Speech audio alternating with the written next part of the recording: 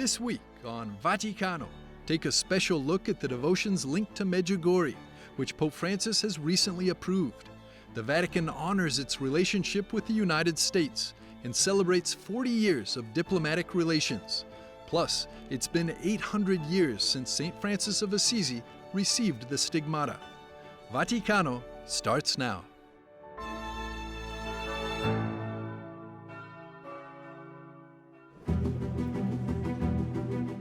Hundreds of global church leaders are preparing for the second and final session of the Synod on Synodality, the 3-year process of listening and dialogue that Pope Francis tasked to the bishops of the Catholic Church and laity from around the world, starting in 2021.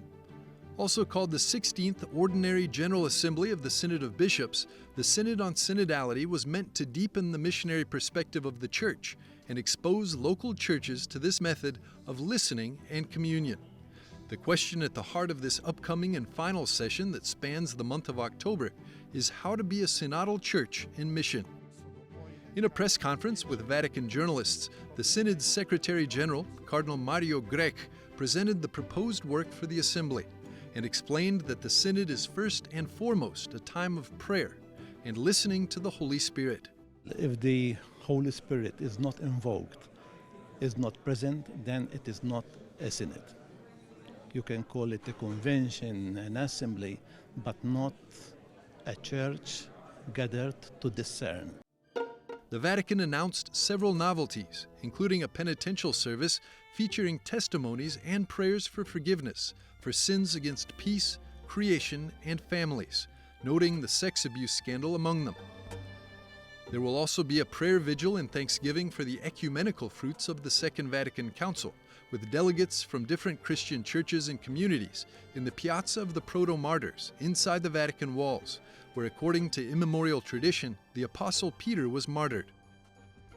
I think ecumenism has done great steps forward by, I think of Cardinal Koch, all the wonderful documents that were done, and perhaps we can pass to another kind of ecumenical dialogue. How can we act together in the world for more peace, for more justice?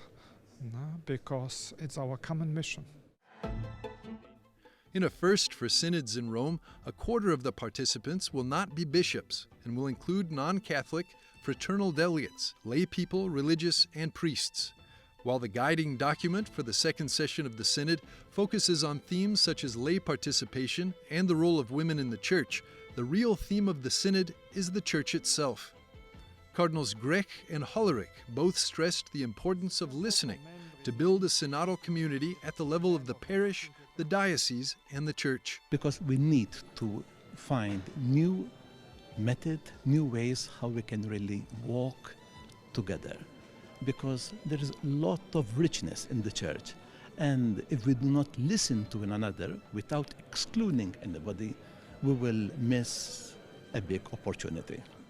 On a practical level, the October Assembly will produce a final document that will be handed over to the Holy Father for his consideration at the end of October.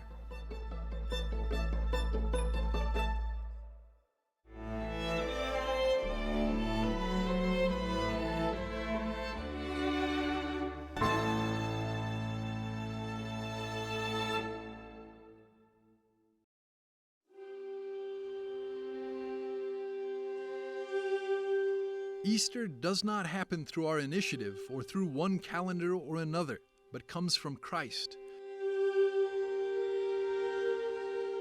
This is what Pope Francis said during an audience with the Easter Together 2025 group at the Vatican.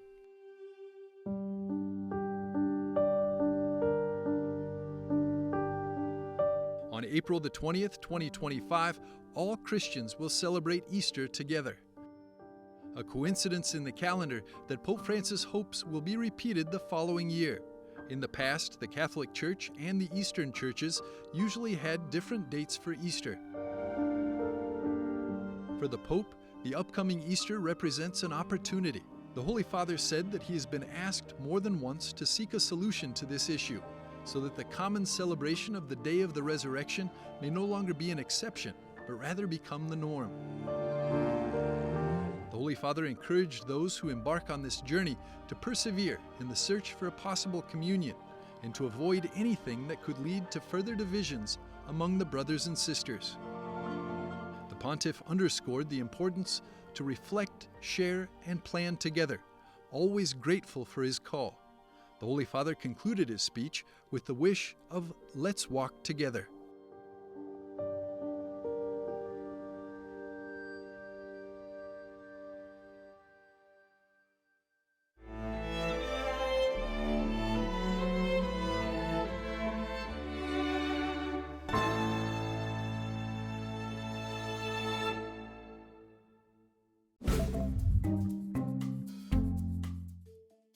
Hello and welcome to this week's Vaticano Updates, the most important news from the Holy Father and the Vatican.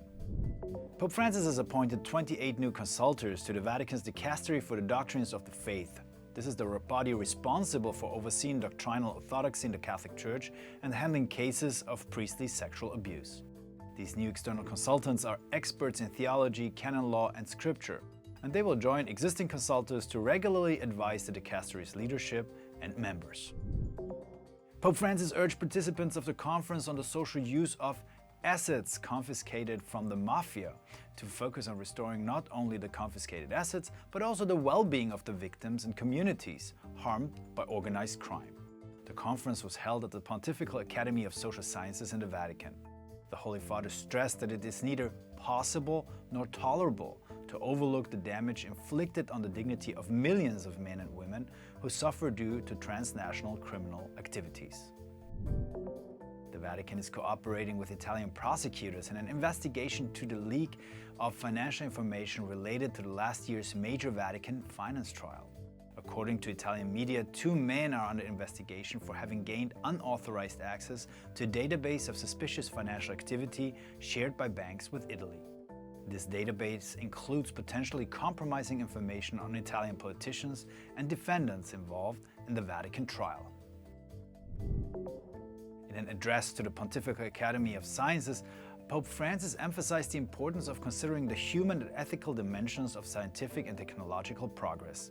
He stressed that science must always prioritize using knowledge to uphold and enhance the dignity of individuals and humanity as a whole, while also recognizing the benefits of new advancements.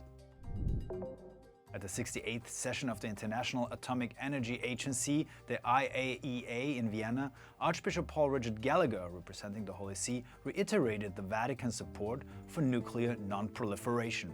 He emphasized the importance of ensuring the safety of nuclear power stations, particularly those at risk due to conflicts like the war in Ukraine. Thank you for watching this week's Vaticano Updates. In Rome, Andreas Tonhauser for EWTN Vaticano.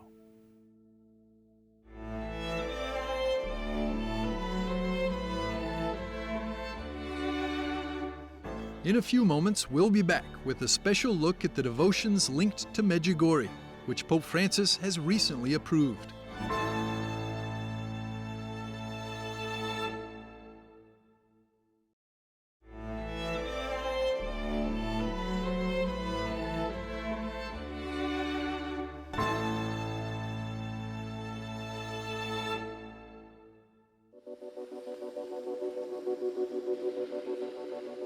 The Vatican has granted the nihil obstat, that is, the green light for the devotion and spiritual experience that began in Medjugorje, a small town in Bosnia-Herzegovina, in June of 1981, when 6 children reported seeing and receiving messages from the Blessed Virgin Mary, who called herself the Queen of Peace.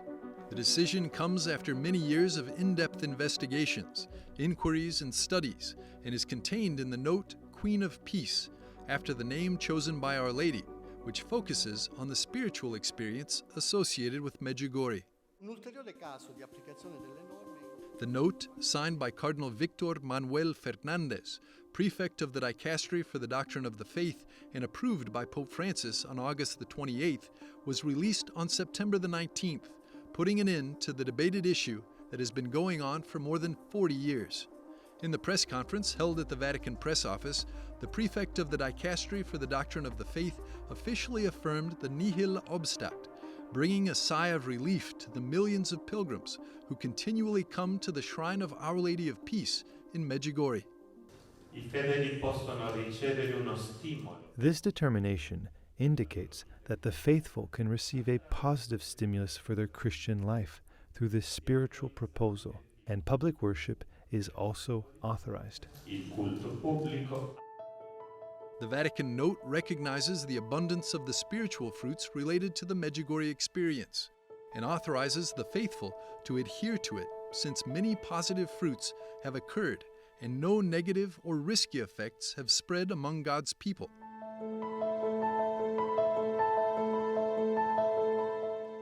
The Dicastery for the Doctrine of the Faith granted approval for devotion linked to Medjugorje, without affirming the supernatural character of the apparitions of Our Lady.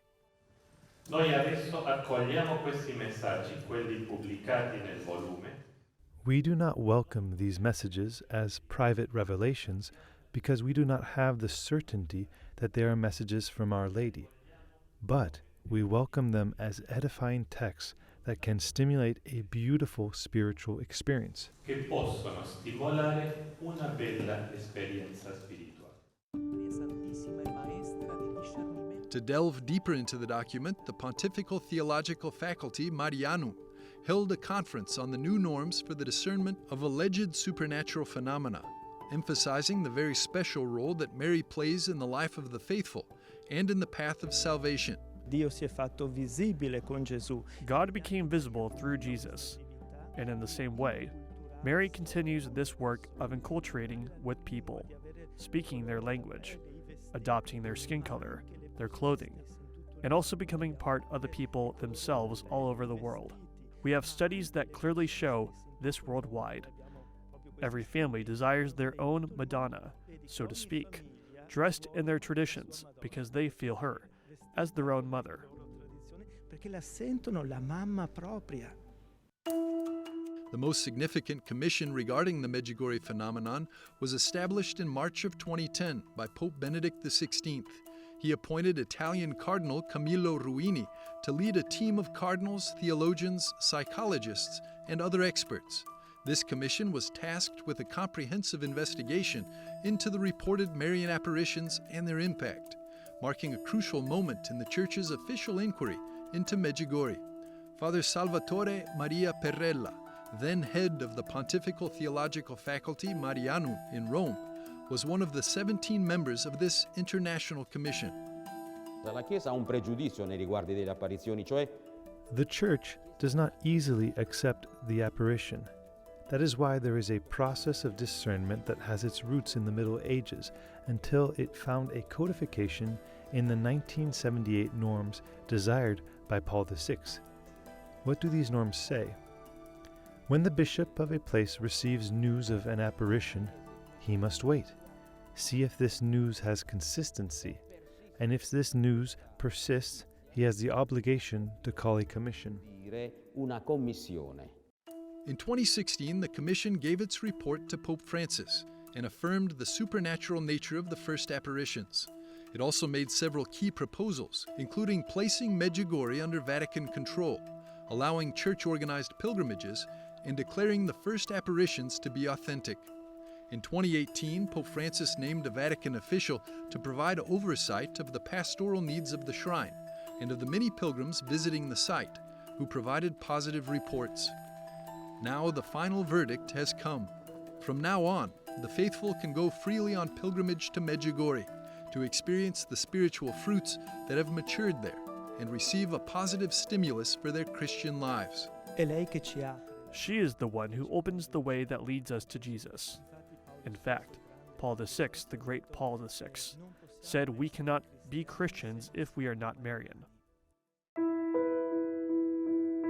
Since the first apparitions began in 1981, more than 40 million pilgrims from around the world have made their way to Medjugorje.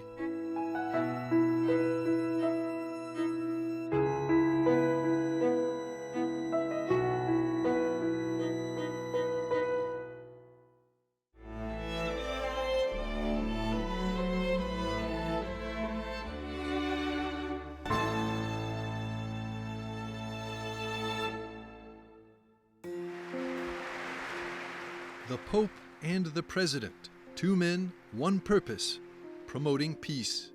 In 1984, the Vatican and the U.S. officially established diplomatic relations. Pope John Paul II played a pivotal role in establishing relations between the 2 states. EWTN's senior Vatican analyst and a native of Washington, D.C., Francis X. Rocca, has covered the Vatican since 2007 and shares more with us. John Paul was elected in 1978. The next year, in 1979, he went back to his native Poland. He drew crowds of up to 13 million. 13 million people came out to see him. And he called for political self-determination. And that set the stage for the Solidarity movement, the independent union. And then, of course, Ronald Reagan was elected in 1980. And when he became president, he also supported Solidarity. And so there was that convergence, and I think that certainly helped promote the rapprochement and the closeness that eventually led to diplomatic relations in 1984. But what accounted for the prolonged wait for formal diplomatic relations? Well, I think there were 2 major reasons. One is his traditional anti-Catholic sentiment in the United States. The United States is a historically Protestant country, and so there was a lot of suspicion of the Pope as an international actor.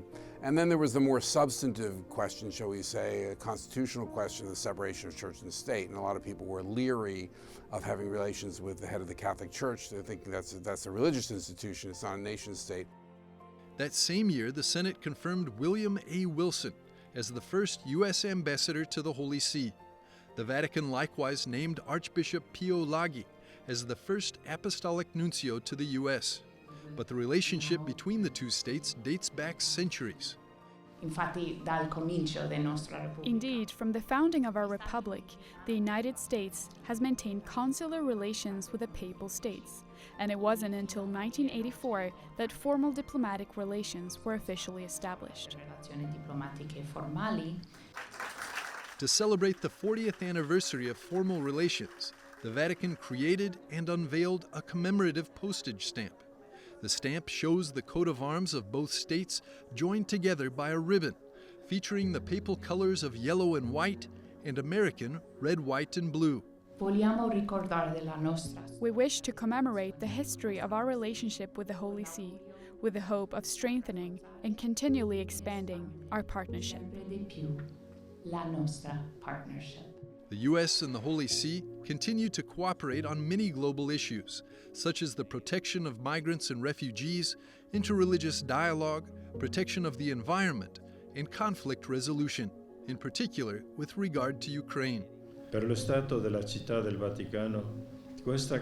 Vatican City-State, this cooperation means being fully committed to defending the human dignity and rights of each person, protecting freedom, promoting justice, and defending the truth.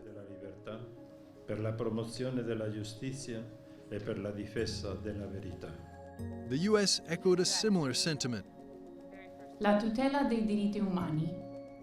The protection of human rights, the promotion of social justice, and the protection of democratic processes, including in the United States, form the basis of this cooperative relationship, a relationship that is growing stronger all the time. Sempre più forte.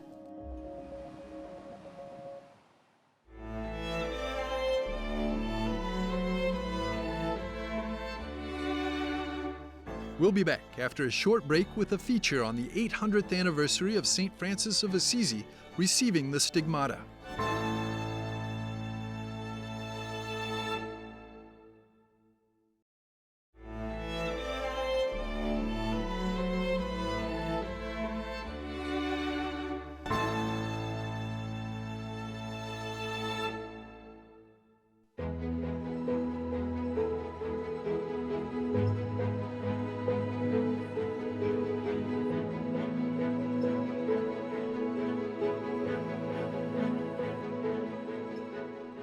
High in the Casentino Valley, Father Massimo Fuserelli, Minister General of the Franciscan Friars Minor and the 121st successor of St. Francis of Assisi, blesses the world with relics of the blood from the stigmata of St. Francis.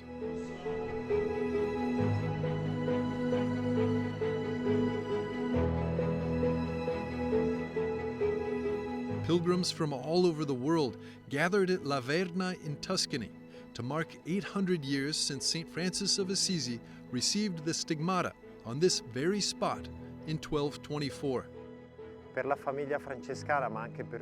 For the Franciscan family, and indeed for the whole world, the experience of the stigmata has great significance. It is about suffering, which finds meaning in looking at the cross.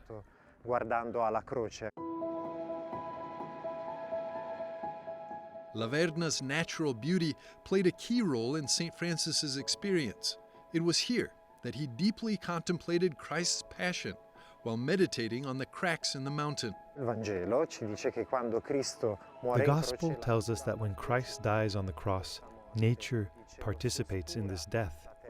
The sky is darkened, the earth is shaken by violent earthquakes. So this tradition that was thought applied to this mountain.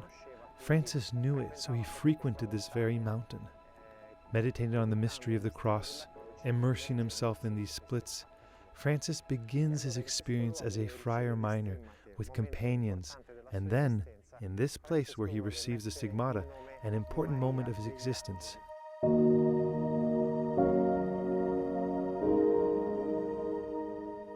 The stigmata are both a culmination and a new beginning for St. Francis. This year's anniversary was marked by vigils, prayers, and a pilgrimage, retracing St. Francis's steps. Pilgrims from across the world reflected on the wounds that brought Francis closer to Christ. Es maravilloso estar aquí en este día, la oportunidad que te da la vida. It's wonderful to be here today, the opportunity to live such a significant event. Each day I woke up with strength to keep going despite my wounds. I received much more than I expected. We came here for our honeymoon because St. Francis has been a huge part of our life. My last name also means of the cross, Salibi in Arabic. So it's really special to our marriage. And because when I wanted to be a sister, I asked the Lord that my title could be of the cross. That was like the one thing I wanted. And then I met him when I wasn't called to the religious life, and his last name means of the cross. But yeah, we're here for healing of our families, healing of ourselves, and a holy marriage, and healing of my face.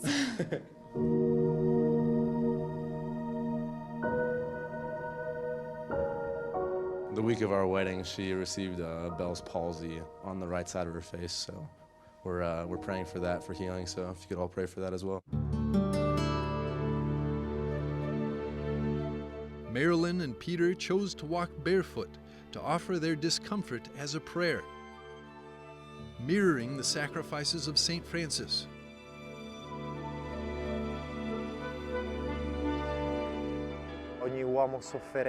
Every man or woman who suffers, when looking at the crucifix through the example of St. Francis, can find the possibility of a new meaning and a new life. Not because the wounds are erased, but because the wounds acquire a new meaning and give a new capacity to love. As they walk the same paths St. Francis once did, pilgrims are reminded that suffering can be more than just a burden. For Francis, the stigmata symbolized not only pain, but also a profound connection with Christ's love. After this experience, St. Francis, the first documented saint to receive the stigmata, wrote his Canticle of the Creatures while contemplating the natural beauty of this sacred place.